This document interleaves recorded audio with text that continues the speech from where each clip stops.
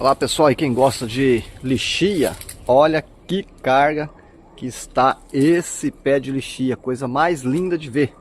Olha só, já começou, né, ficar maduro. Vou pegar um aqui pra gente ver. Vou pegar mais madurinho aqui, né?